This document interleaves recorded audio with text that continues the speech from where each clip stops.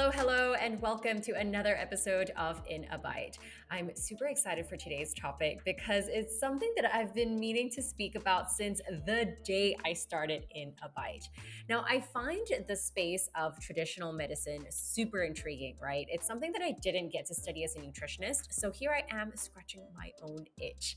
Now, there are many systems of traditional medicines globally, and my hope is to get through each of them, or at least the main ones, as much as I can. To start off, this episode is on traditional Chinese medicine, which is more commonly referred to as TCM.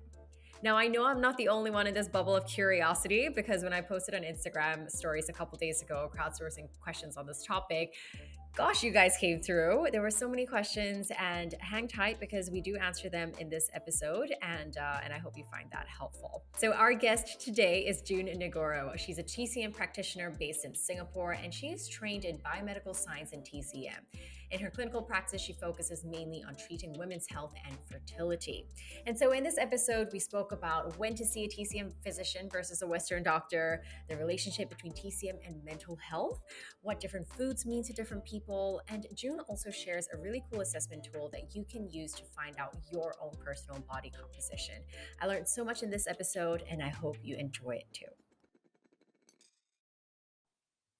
Hi, June. Welcome to the show. I am so excited to speak to you today. Hi, Charlotte. I'm June. I'm so happy to be here today on your podcast. Yes, I've been wanting to talk about this for the longest time since the day I thought of doing a podcast. But I knew that, I couldn't do this alone. I had to speak to an expert. So you're the first person that came to mind. Mhm. And, the first question I wanted to ask Yeah, you is to explain to my listeners and I the main principles of TCM because I hear so much about chi or yeah, about yeah. heatiness and Yes, coolingness. Could you walk us through that? yes.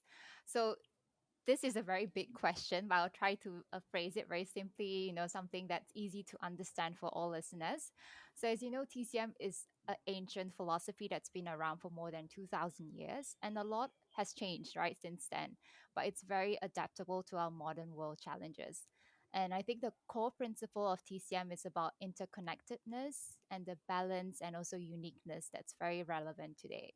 So, I just want to share a bit more about interconnectedness. It's about how the human body is a microcosm of our surrounding world and universe. So we are really part of nature. And the key principle is the five element theory in TCM. So this five element theory groups the natural phenomena into five different groups. So like wood, fire, earth, metal, and water. And each category has like a season, organ, body tissue, emotion, flavor, and taste that's associated with it. So, for example, like the wood element is related to the liver organ, and then it's related to spring, the color green, the taste of sourness. And it's also interesting to note that it's related to the anger emotions. Yeah, so it kind of provides a blueprint to show how the nature interacts with our body. And then it gives us like a framework to understand where the imbalances are in our body and mind. That's so fascinating. I have so many questions right Yeah. now, but first of all, how were Mhm. all these connections discovered? So this one was through a lot of experiences from physicians from 2,000 years ago. Them walking in interacting with nature and also with herbs. They go through a lot of testing with their patients at their time. And it's a lot to do with their empirical evidence, do a lot of try and error. And also the other concept is about balance, the yin and yang. I think some people are familiar with the yin and Mm-hmm. yang, where yin is more of a dark, soft, cold, passive element, whereas yang is the opposite, is light, it's hot and active. So qi is more like a yang element. So if either yin or yang is in excess, one of them will tend to like consume one another. So, for example, if you have like late nights or long term chronic stress, this will deplete the yin energy, and Oh, that's me. in energy and then it will cause indeficient heat that will show up as like irritability or maybe a bit of like dry skin, like feverish, symptoms. Yeah. Oh, and how are yin and yang related to, heatiness, coolness, dampness, that Mm. sort of thing? Um, so heatiness and coldness, I know we hear that a lot in Singapore. It's also to do with the TCM concept of food energetics, right? It's a system where it categorizes like food based on their energetic properties and how it interacts with the body. So the food energetics split the food into hot, warm, neutral, cooling, and also cold. So when we say like heatiness, it's um, it can be due to an external factor or internal factor. So external things like if you eat like durian, this means that the energetic property Mm. is like hot, right? And it creates warmth in our body. But internal heatness is what we call um, the body constitution. There's too much yang energy, the heat, the hot energy, or what you mentioned, like damp heat in the body. So the symptoms will be like constipation, sweating a lot, you have a lot of acne on your skin, bad breath. These are all signs of like heatiness. Yeah. And then, Oh, interesting. yeah. And coldness is also the same. It's the opposite. It's always internal or external. And it has different effects on different people.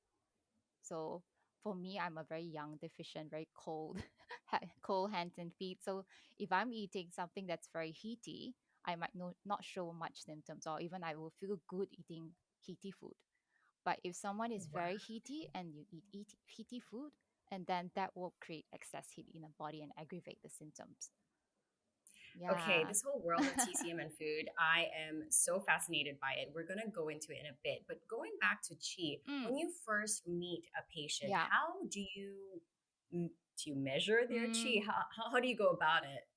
so qi is what we call the vital energy that's present in all living entities. It's not just humans, like animals, plants. They all have their qi in them. And this qi is produced by our lungs, the spleen, and the kidney organ system.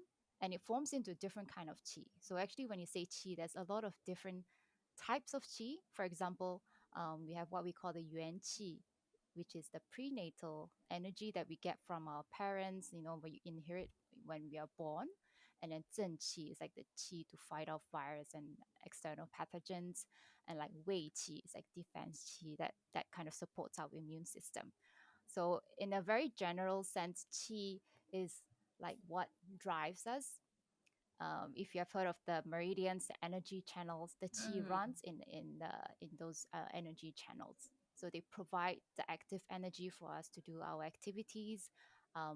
It forms and circulates the blood. Chi and blood moves together. They're like best friends. They're always like moving along together, and it supports like the metabolism of fluids, and it warms our body as well, defend our body from external pathogen, and also holds everything in place, like holds the blood in place, hold our organ in place so we don't have prolapse.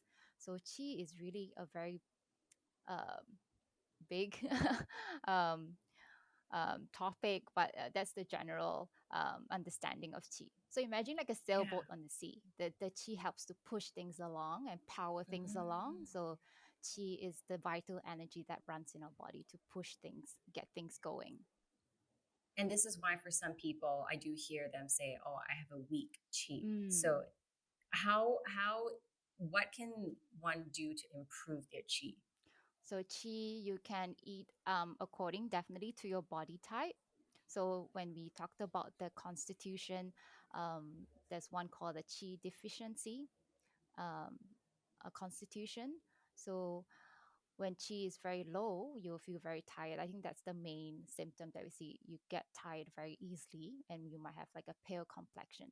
So to help nourish the qi, you definitely want to support your spleen and stomach digestive system, because in TCM, spleen is like the hub, the digestive hub, where we eat our food and then it produces qi and blood. So when you always hear don't eat cold food and like don't eat too much raw food, the idea is that you want the spleen to be optimal. You want it to digest the food very easily so it can produce enough qi from the food. So things like whole grains, warm cooked food, eating small frequent meals, and spleen is also associated with the color yellow. So things like root vegetables like potatoes, sweet potatoes, oats, grains, it's kind of like pale yellow color will help to support the chi energy. Oh, that's so Mm. interesting. You remind me of what my mom used to tell me, like, Charlotte, stop eating so many salads because it's raw and it's cold and you have to eat more warm foods. And I used to say, okay, I get it. I mean, I'm eating this because I love it and it's efficient and super easy to put together. Yeah. And in my head as a nutritionist, I'm Mm. like, why is she telling me that this is not good? Like I never understood the connections. Yeah. So I mean, before we go into talking about food, how important is it for someone to know their body constitution? So the body constitution is really like the fundamental concept in TCM because it lays the foundation for diagnosis as a practitioner, treatment, and it tells us whether the illness, disease will progress even further or whether you can prevent the illness. So maybe I just go through what the body constitution is about. So it is our body condition that makes us susceptible to a certain illness. So maybe we can get the same flu, but you might not get sick, but I'll get sick because we have different Mm. body constitution. And this body constitution is affected by our inborn and also acquired factors. So inborn meaning the inherited traits from your parents, like genetics, like DNA. And then acquired factors is what we call the postnatal or epigenetics. So it can change according to our diet, environmental factors like emotional stress, and what kind of lifestyle you lead. And all these nine body constitution is what we are born with. It doesn't really change, and this body constitution can overlap also. So there's nine. One will be more dominant, but it can overlap with another one. Um, and I believe it's very important to have awareness of our own body because um, it's really about understanding yourself and finding what is suited for you, right? So knowing your body type can help with illness prevention and also avoid any unnecessary discomforts in life. Yeah. And it's also important. There's no good or bad constitution. Okay, Yeah. that's very Yes. important to know. So just finding out your body constitution and just doing things that will help it, that will support it. Yes. And so for people listening today, how can they find out their body constitution? Where do they start? Um, there's a lot of quiz online. I also have a Kanpobliss app that you can answer your Mm. question. It's called the body check. So I'll ask like a few questions about your lifestyle, what kind of symptoms you have at the moment, and also about your period cycles and all that. So that will kind of give you an assessment of what body type you are. And then I also provide a bit of nutrition and lifestyle tips that you can do at home. Oh, wonderful. Okay, I'm Yeah. hopping onto that app right after this interview. And so moving on to food, right? Because Mm, it plays such a huge role yes. in TCM. Yes. Could you walk us through some of the main principles when it comes to food? So when it comes to food, like I the eating according to body constitution, it's very important. So for example, you mentioned that last time you used to eat a lot of salad, and I think eating a certain way is healthy, but it's more important to ask like who who is it for? The diet is Mm. healthy for who. So a bowl of grains like with lots of fresh greens, nuts and seeds definitely sounds very healthy, but it might be too difficult to digest for someone who is young deficient, like me, feeling very cold, tired, or maybe you easily get loose stools or diarrhea. um, Eating salads might not be good for a young deficient person. So this person might benefit more from eating hot porridge with minced meat, like soft cooked spinach with pepper and ginger. This would be a lot more easier for the digestive system to get the nutrients out. Yeah. So, but if Mm. someone is more young excess or like in deficient heat, causing a bit of heat, damp heat, then having some salads or eating cooling food like cucumber, watermelon, it's beneficial for them. Yeah. Okay. So this is for And the body constitution. Yeah. And so, if someone, let's say I'm young deficient, and I eat a certain type of foods that support this system, do I continue doing it for the rest of my life because I'm forever young deficient? Or do I achieve a certain type of balance and then I change the way that I eat? Yes, yes. So for young deficient, you also want to monitor what kind of symptoms you have. So if you're still feeling very cold, then you want to maybe increase your dosage of your warming food or herbs, even because sometimes food is not enough. But when you reach a level where you feel comfortable and heaty food is actually causing heat, like get sore throat or um, maybe you feel very hot, then you can like cut down.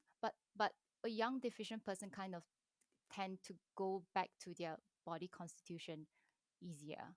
So you want to monitor with the symptoms they have. That's why it's very important to have awareness, like to keep your symptoms Mm. in track and understand like what how your body reacts to the food at different time of your life, different phases of your life. Yeah. So, it's Mm. always about listening to your body, isn't Yes. it? Yes.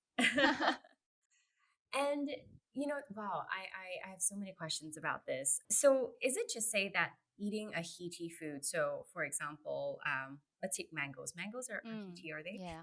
Yes. They're Okay, yeah. so if two people with different body compositions eat mangoes, the heatiness will not necessarily affect them the same way. Yes. Correct? Yes. Correct. Okay, Yeah. okay, good. Because I hear a lot of people going around saying, don't eat this because it's heaty, don't eat that. Yeah. But at the end of the day, like what you said, it really Yes. depends on the person who's Yes, eating it. definitely. Yeah. So I think Okay. the common one, like in Singapore, we have a lot of the liang cha, the liang teh, the cooling Mm. tea. So if two-person have cough, let's say it's a cough, like a simple cough, Western medicine will give you like a anti-coughing syrup and all that. But if you're showing symptoms of like yellow thick phlegm with like very hoarse, loud cough, that's a very young heaty symptom. So they will benefit from the liang teh. But if someone is having a cough with thin, watery phlegm or a dry cough, it might be due to cold. So liang teh will make it worse. Yeah. So Wow. it Okay. works with diet, the food, and also the herbs that we prescribe. Yeah. Sure. Yes. And so going back to foods, I Mm. mean, June, is there a directory of the heaty and cooling foods? Because growing up, Yeah. right? I mean, and I think this is the issue with my generation, Mm-hmm. and I'm sure you see this in a lot of your patients. We grew up hearing bits and bobs of TCM in terms of the principles. I grew up knowing that if you're coughing, don't eat oranges or mangoes because it's heaty, for example. But I could never grasp the principles behind it. So is it food cooling because it's cold or because it looks a certain way, tastes a certain way? How do we, look at a food and go, okay, you're in this category? Oh, we do have a chart for the food Oh, energetics. okay. So the food energetics, they rank it according to like hot food, like ginger, pepper, turmeric. These are very chilly, is very hot. Warm is like prawn, lamb, beef. These Mm. are more warming. Uh, and then neutral is mostly the vegetables, like root vegetables. They're mostly neutral. Cooling food like cucumber, watermelon, and some cold things. Definitely ice, smoothies, juices. These are cold. So there's a spectrum of all these food according to the food energetics, and there's a list of food um, according to the category. So these are Wow. food energetics in TCM. Yeah. So from what you Mm. just described, it seems to me, because I'm trying to come up with easy systems to remember these different categories, it seems to be that foods with a high water content tend to be cooling. Yes. Yes. Can we say that? Yes. You can say that. Yeah, like cucumber, like even green beans, white fungus. The TCM, the Mm. white fungus. All these are more in nourishing food. Yes, and then the way you cook it also will change. So that makes Oh, it a bit wow. complicated. So let's say a neutral potato, if you deep fry and make it into French fry, that will turn into a more heaty food as opposed to Sure. like boiled food. Yeah. Okay. Yes. And so, I'm thinking right now, right? In my studies as a nutritionist, it's Mm, based on a lot of Western science. mm, What I'm trying to look at the differences between Western and TCM principles in terms of nutrition. What are some of the main differences that stand out to you? in terms of nutrition. I Yeah, think in Western concept, they look a lot at the micronutrients, the vitamins that's in the food itself. But TCM really doesn't look at that. um, so it's really about how your body responds to a certain kind of food. And the food energetics definitely plays a big role in that. Yeah, I think right. that's the main difference. Before we know about the food energetics, even if you have the list of food, what are you going to eat? You don't know if you don't know your body constitution, right?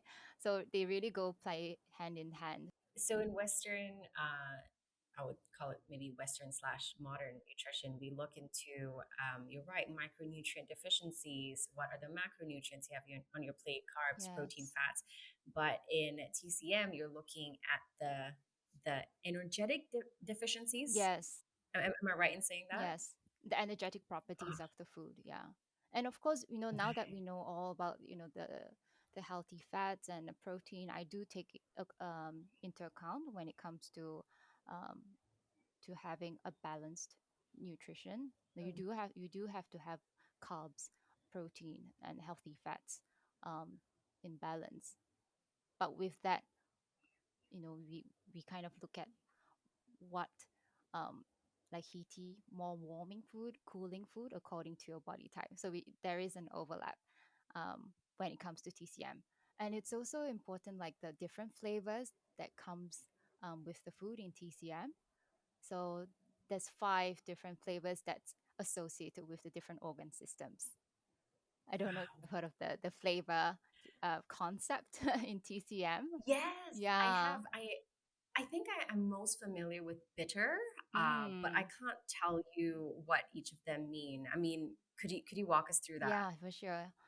So we have the 5 elements, which um, which is wood, earth, metal, fire, water. So the liver is associated with sour taste. Liver is to do with sour taste. So like if you feel that you're very stressed or you feel very angry, which is related to the liver organ, you want to add in a bit of sour food in your diet, like lemon or vinegar, apple cider, or umeboshi, the sour plum. And then the bitter taste that you mentioned is associated with the heart organ, the heart. Yeah. So a bit of bitter gourd or bitter lemon, a bit of coffee in moderation will help to kind of drain the heat that agitates the mind, which is related to the heart. I know it sounds a bit like complicated, but heart is related to the bitter organ. I mean bitter I'm literally taste. taking notes right now, June. This is so interesting. Okay, Yeah. go on. So, liver related to sourness. Basically to say that if you want to support your liver Yes. further, you have to eat more sour foods. For the heart, it's bitter. Yes, and for the spleen, which is like spleen and some other digestive hub, is a sweetness, like natural sweetness, not like sugar. Oh, okay. Yes, Yes, yes. You yeah. have to. By the way, it's not just any Yeah. sweets. So like Okay. sweet potatoes, grains, they are naturally sweet. I think a lot of root vegetables, and it's easy to digest. Yes, and then the lung, um, is spicy, like pungent flavors like chili, white pepper, it kind of like aromatics that helps to burst the flavors and bring the chi, move the chi, those pungent flavors. And then kidney, the last one, is associated with salty taste, like natural salty taste, like seafood, seaweed, sea salts. These are related to the kidney organ. Right. Yes. And do we know the mechanism of how the chi is moved? So, for example, Mm-hmm. if someone has issues with digestive Mm, health, then they eat more sweet potatoes and more grains. mm. How does the consumption of these foods help with the health of their spleen or digestive organs? So when, for example, the spleen likes dryness and the spleen chi moves upwards, bring the healthy chi upwards, and the stomach likes to be a bit more moist and the chi goes downwards. So if they are not working properly, you feel maybe indigestion, bloating, nausea. This is all chi stomach going up. It shouldn't go up. this is called what we call rebellious chi in TCM. So we want to bring the chi down, right? So um, eating according, like some sweet food, easily digested cooked food in small portions, these will help to calm the symptoms down, and then you should be seeing all these symptoms go away as your organ system gets more, function more optimally. Mm. Yeah. So when you say that the chi is going up and down, I'm Mm, trying to visualize mm, something. Could I then say, I mean, going back to your previous mm, analogy of the sailboat, mm. could I say that when your chi is um, when your chi is up, then your the sailboat's on rougher waters and you want to Yeah, bring it something down? like Am I that. right in Yes, saying that? yes, Okay. yes, yes. So where do you want your chi to be, up or down? They have different organs have different direction. So I'm just giving Oh the wow. example of the spleen and stomach because I think that, now we are talking about nutrition, digestion. I think bloating, indigestion is something that's very common for a lot of people. Hmm. Yeah. So we Oh, always want to keep okay. the stomach chi going downwards. Mm. This is so interesting. I need this chart. I need the chart for the cooling and heaty foods. I need the chart for the chi. Okay, Yeah. reminding myself this is just, one episode. I'm going to keep y- it to the basics. Yes.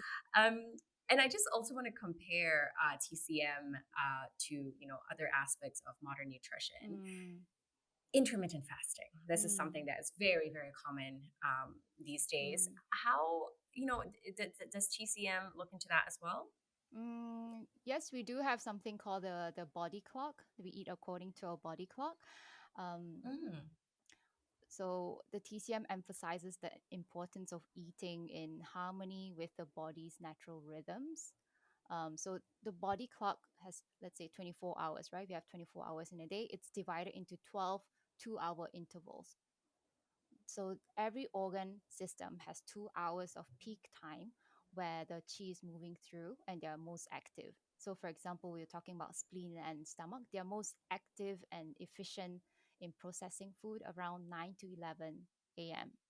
That's kind of like when we eat our breakfast usually.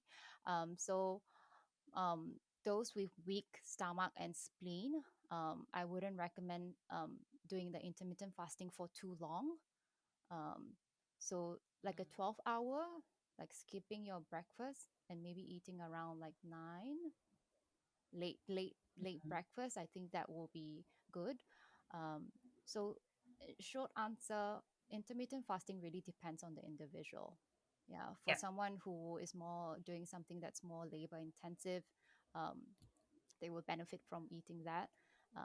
Moms just giving birth, you will want to eat more nourishing food during that time, 9 to 11, or um, to help um, feed the body with the nutrients that they need. Yeah. for sure. Mm, And now talking about moms and pregnancy and stuff mm, like that. This is one of your areas of mm, specialty, women's health. yes. How does TCM play a role in this space? I mean, so many people talk about keeping your womb warm, Mm, not drinking cold mm, drinks during your period. yes. Are these, I mean, is there science behind that? Mm. What is, what is the explanation? Mm. So let's start with the cramping during periods because I think many women experience that. Um, it's very normal to experience some kind of discomfort, not pain, discomfort during the period, especially the first 2 or 3 days, because this is due to the natural chemicals, the prostaglandins that's made in the uterus lining, and then this hormone, the prostaglandin, will cause the muscles and the blood vessels to contract. So during the first day of the period, this level of prostaglandins is very high. But as the period carries on, the lining is shed and then the level goes down. So the discomfort also goes down. But it's a problem when the pain is so strong that you're either bending forwards, taking painkillers, which doesn't really work, or you're lying Hmm. down in pain, unable to do your normal activities. And I know some women, their pain can be so severe that it comes with like diarrhea, nausea, vomiting. These are something that we have to look at. So I think period pain when it comes to pain in TCM, there's a lot of factors that can cause the pain. So again, we look at the different patterns of disharmony. So period pain can be caused by blood stagnation, cold in uterus, like what you mentioned, um, Qi deficiency, or kidney deficiency. So all these are again different patterns of disharmony. Um, so one will be more dominant. Again, just like the constitution, they can overlap also. So the idea is that cold things, cold drinks, cold food will congeal and constrict the blood Mm. flow and the chi flow, and it becomes stagnant. And then in TCM, when something is stuck, something is stagnant, it doesn't flow properly, it causes pain. So that's why you have period pains if you drink too much um, cold food. So, but it's not so simple. So again, like chi and blood stagnation, different period pain, um, they show up as different kinds of pain and when the pain comes. So if Mm-hmm. it's chi Mm-hmm. and blood stagnation, the pain is usually very sharp, like a stabbing um, pain at a fixed spot, and it's usually like before or during the period. And Mm-hmm. then in the if you have cold in the uterus, the pain usually feels better with heat, or like if you like heat packs and all this is a sign that it's due to cold. But the another one, the chi and the kidney deficiency, the pain is more towards the later part of the period or after your period, and it's not so painful in a way. It's more like a pulling down sensation at your lower abdomen. It's like a nagging kind of pain. It's a bit different from the stagnation kind of pain. So different patterns you want to have. You want to eat different things again, like either you take warming food, cooked food, or you want to support with a bit more kidney nourishing food like walnuts, black sesame. Again, kidney is related to the salty flavor, so seaweed, sea salt.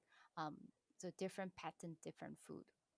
Yes, and Wow. about the cold drinks, the cold drinks. It's not like you drink cold stuff, okay, then your period will be uh have less Mm-hmm. flow. It's not like so immediate, but short answer is yes, because again it comes back to the whole spleen and stomach digestive hub.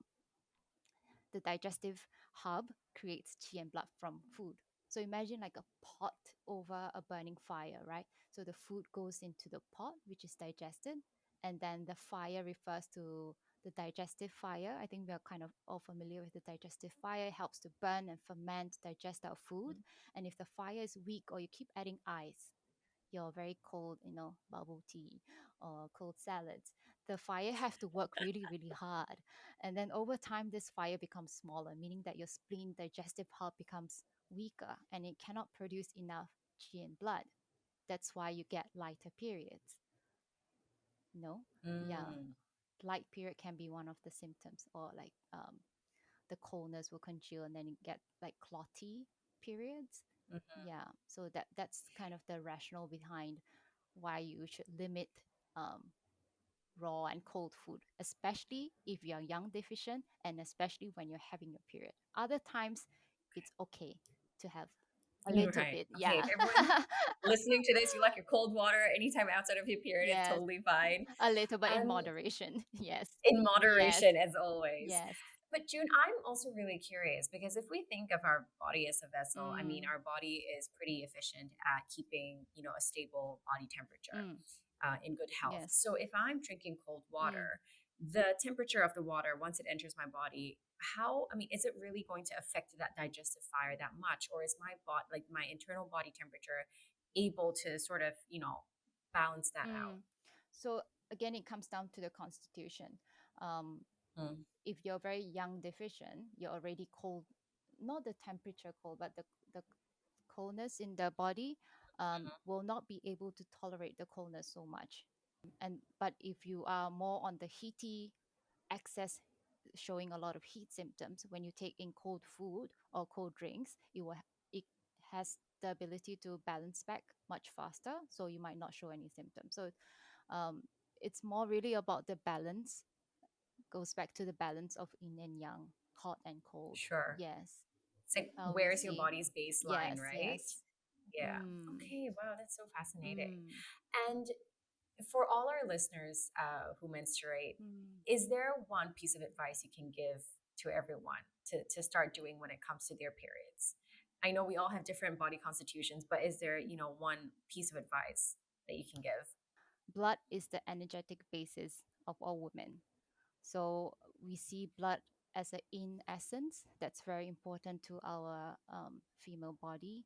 Anything to do with like menstrual cycle, even like trying to, if you're trying to conceive, pregnant women, postpartum, menopause, even menopause, it's all related to blood.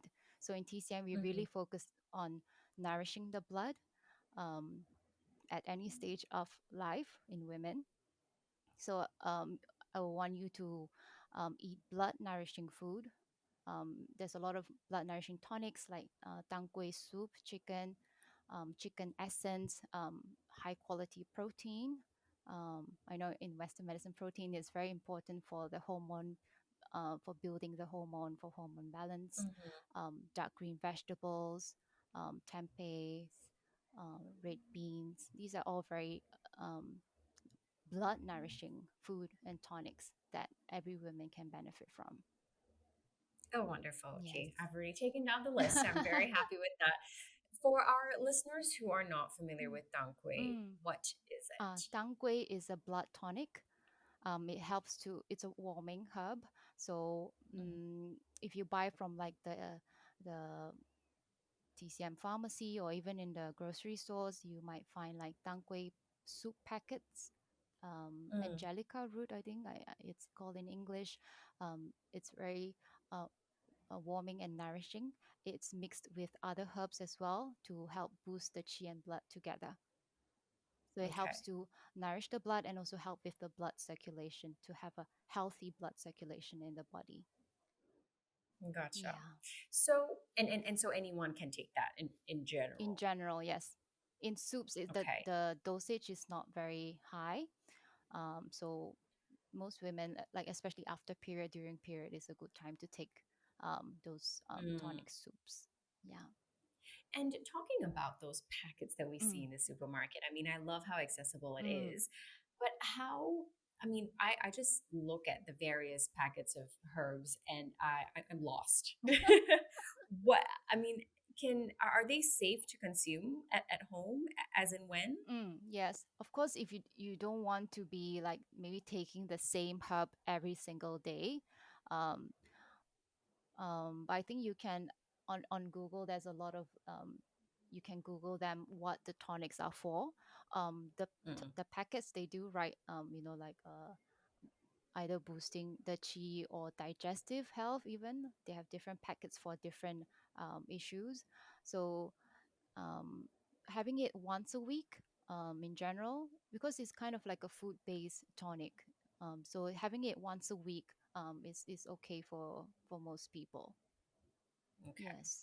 So not when it comes to TCM herbs, not Mm, everyone has to. If you're not going for a specific type of medication, mm, you don't necessarily have to go to a TCM medicine hall. You can simply get these soup packets at the supermarket yes. for to support general For health. general health, yes.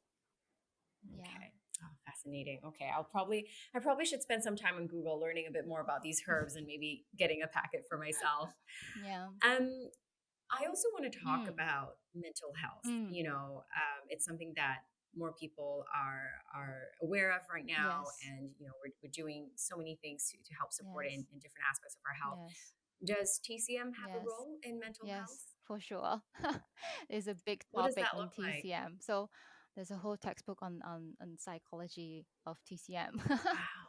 So TCM is a very holistic system that's really deeply rooted in the belief that the body, mind, and spirit is interconnected, right?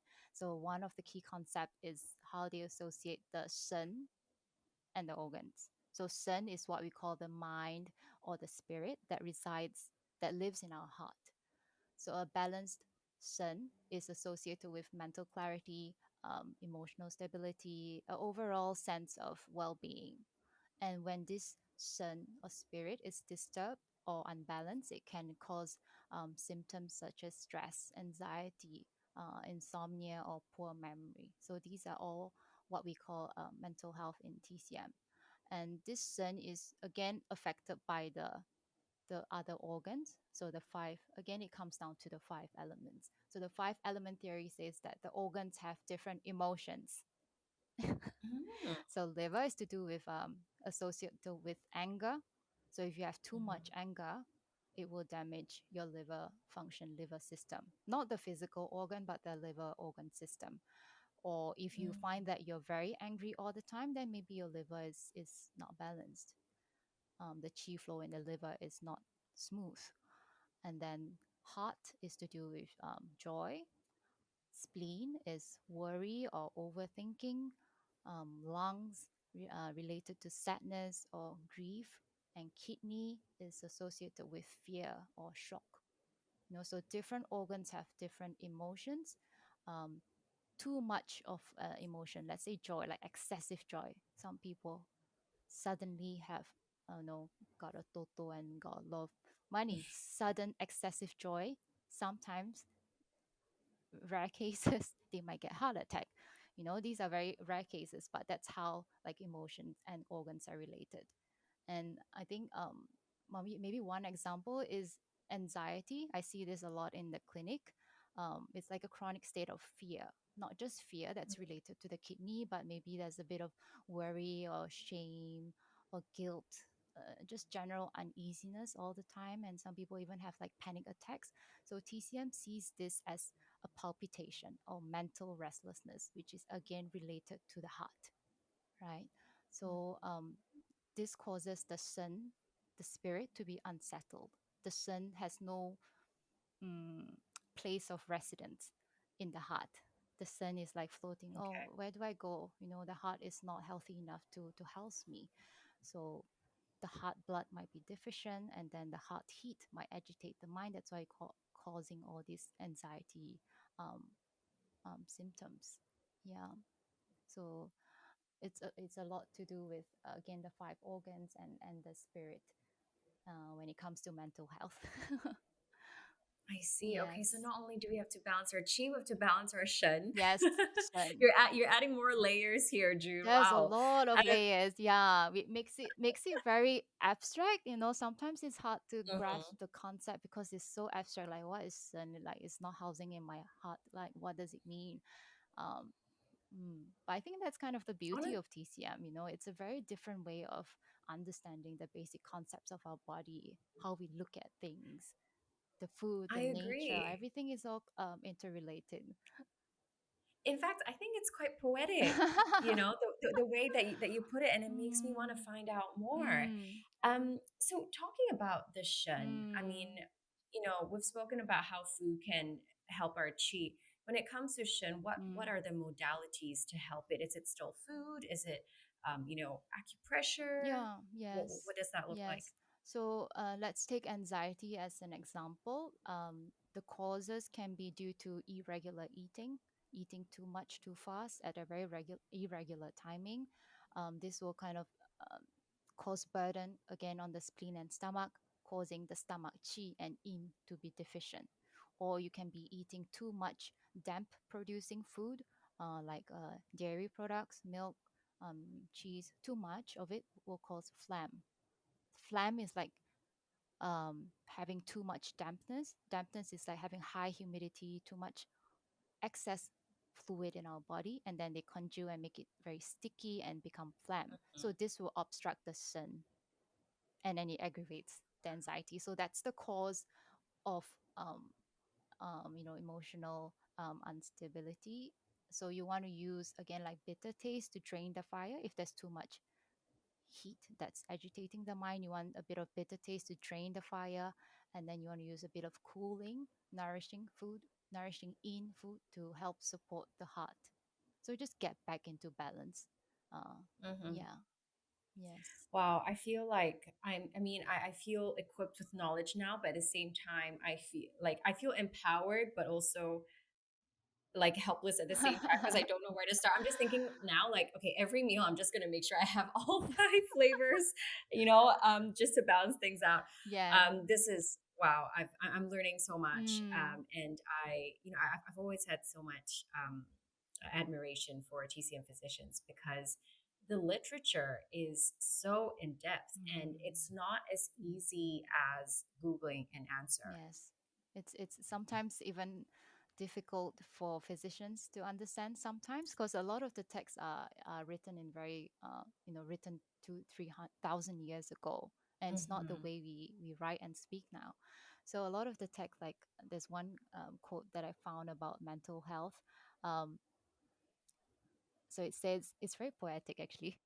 When shock affects the heart, it deprives it of its residence. The sun has no place to return to, and the thoughts become ceaseless, like anxiety, and then the chi becomes chaotic. It makes sense and Wow. it doesn't make sense, you know? But it Yeah. really kind of tells you that there's so many layers, so many principles that we have to consider when it comes to health. Yeah. I like that quote because it gives me a sort of visualization, especially when you tell me that, your spirit has no residence. Yes. And it, it's abstract, but at the same time, it kind of gives this visualization that empowers you to start working on something. Yes. So I'm now gonna, address two questions that I received from Oh. my followers that I think, many of us also have in our minds. So one of them is, I know this is very specific, but I myself, I've sprained my ankles so many times, and I have seen both Western and Okay. modern doctors. So this person asks, when it comes to sprains, Western doctors would advise to rest, whereas TCM physicians would advise to manipulate the sprain. So what is the rationale behind this? I think we both, Western and TCM, agrees that for the first 24 hours or to 48 hours, we will ice it, just to get Hmm. the redness and the swelling down. And then after that, TCM will warm it, because if you continue using ice or cold therapies, it will kind of retard the flow of chi and blood, and it impedes the healing process. So when you see um, maybe a TCM doctor 2 or 3 days after, they will tend to manipulate it because it's been 2 3 days. So they will do acupuncture or maybe gua sha, cupping, moxibustion, like the heat therapy. And the goal here is to promote the flow of chi, the energy, the blood, to help reduce the inflammation and reduce the pain, because acupuncture helps to increase the endorphin, that helps to reduce the pain, and then it also stimulates the body natural healing mechanism. That's why we want to um, balance rest and also gentle movement to promote the healing. We will not tell you to go walk straight away. We will definitely to say, okay, gentle, don't put too much pressure, but you don't want to be like, complete resting completely, because Right. that will hinder recovery as well. So gentle stretches, like Yeah. after the sprain starts to heal, we will recommend like warm therapy and gentle movement. Mm. Right. Yeah. Yeah, I have a friend, she plays basketball very regularly, and for all her sprains, she tells me now she sees a TCM physician. Mm. She said no more physio, no more modern medication, because apparently for her at least, Mm. TCM speeds up the recovery process. Mm. That's good. It's incredible. Yeah. So, secondly, and this is so apt for many things that we spoke about, Mm. from digestive issues to the flu to even menstrual cramps. When should one see a Western Mm. doctor, and when should they see a TCM Yeah, physician? yes. Definitely for Western doctors, if you have any kind of emergencies or acute condition, if you have like a sudden severe injury, like heart attack, Mhm. stroke, severe infections, it's definitely very important to have immediate medical attention by Western doctors. And Sure. the next one is diagnostic testing, like X ray, MRI. All these are just tools that the Western doctors use. Blood tests, these are things that you want to go to a Western doctor for. And of course, surgery, if you need removal of like tumor on your skin, Hmm. joint replacement, organ transplant. This is very Western medicine, and this will be the primary option to see a Western doctor. Yeah. And then for TCM doctors, if you just want to regulate your body, we always say tiao li, just to balance out, to Hmm. regulate, for your maybe your digestive health. It's not doing very well, but it's not so critical. You need to see a doctor. You just want to regulate and to balance. Then you want to go for TCM, or I see a lot of stress management patients, because acupuncture just helps with the stress reduction and anxiety, and they don't want to take Western pills. Hmm. And I think some individuals they seek TCM with in conjunction with Western medicine to complement their For treatment. sure. Yeah, so post cancer treatment, chemo, if they lose their appetite, their again digestive health, which is the source of chi and blood for you to recover. You want to do it together with TCM and Western medicine, and of course fertility, like menstrual problem. I think a lot of TCM um, can help with that. Yeah. Wonderful. Yeah.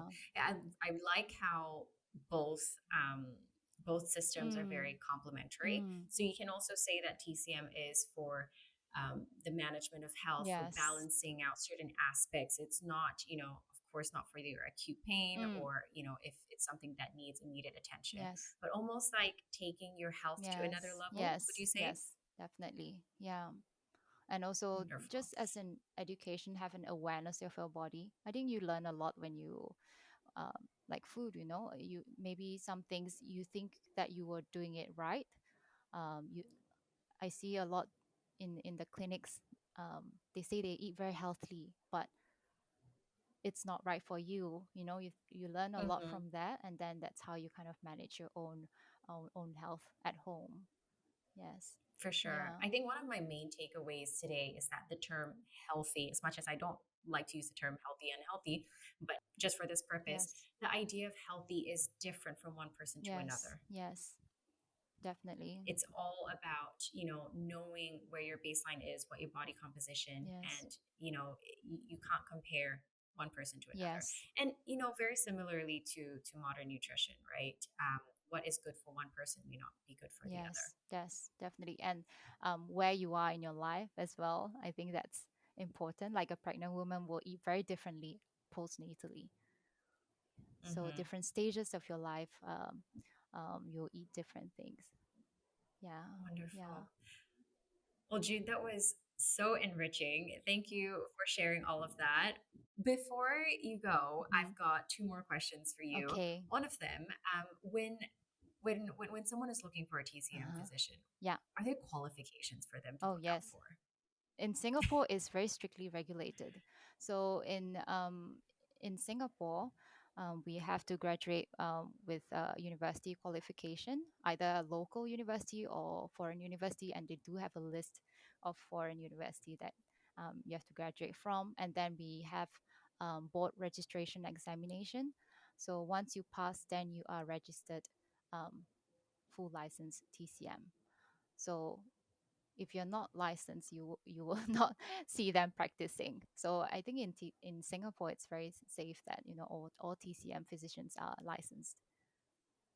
Okay, Yes. good. Mm. That's very good to know. So look out for that qualification and, Yes. and that license. And finally, I love talking about food. You know how much I love food. And so I want to know from you, what is one dish you haven't had for a while Hmm. that you would really love to have right now? It could be something nostalgic Yeah. that reminds you of a certain memory. Mm. Mm. I think that will be oden for me. You know what's oden? Because I'm half Yes. Japanese, half Taiwanese. But I grew up in Singapore. I love Singapore food, but my comfort food is always Japanese food. So oden is like a broth, savory, slightly sweet broth soup Hmm. with a lot of vegetables and like fish cakes, a lot of daikon radish, konnyaku, the jelly translucent thing made from cognac, yeah. And then you have different Oh, fish cakes, yeah, like chikuwa, hampen, atsage, which is very different from the local fish cakes, and a lot of yes. kelp rolls. Yeah. So this is something. Oh. Oden is something that I will want to have.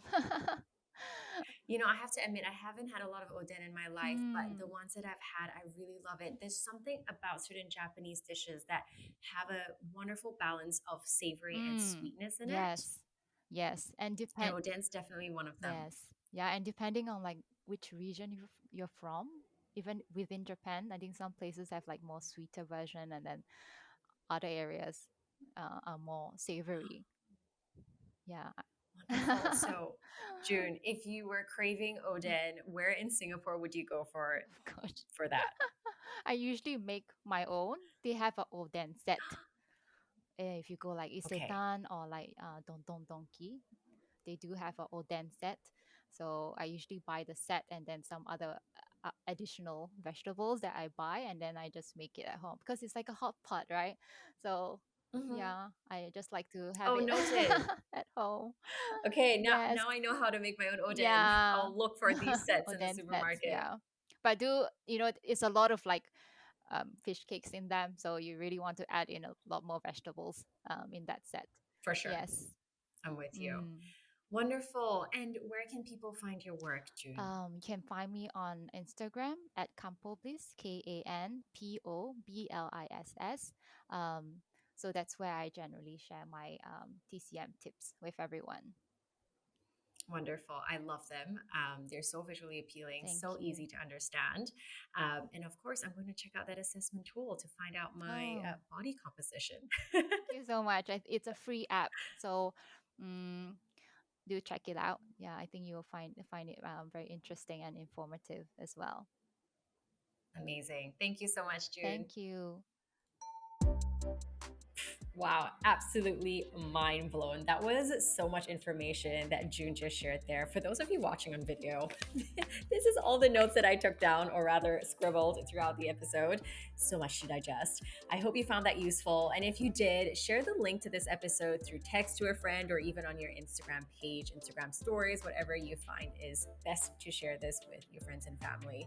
And of course, if you like what you've been hearing on In a Bite so far, remember to rate the show so more people get to know about it too. And for more information on nutrition and food, follow me on social media, Instagram, TikTok, Facebook, whichever platform you use. My handle is at the Charlotte Mei. And for the full transcript to this episode, head over to my website, thecharlottemei.com/podcast. And I'll see you on the next one. Bye.